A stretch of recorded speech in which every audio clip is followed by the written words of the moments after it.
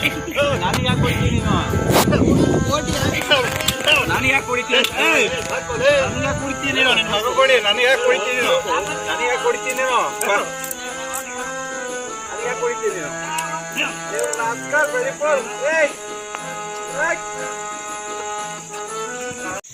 ಏನೇ ನೀನು? ನನ್ಗೆ ಯಾಕೆ ಕೊಡ್ತೀನಿ ನೀನು? ಒಡೆ ನಿನ್ನ ಮಗ ಒಡೆ. ನನಗೆ ಯಾಕೆ ಕೊಡ್ತೀನಿ? ನನಗೆ ಯಾಕೆ ಕೊಡ್ತೀಯ ಅಂತ ನೀನು? ಏನಂತ ನಾನು ನಿಮ್ಮ ಅಪ್ಪ ನಾನು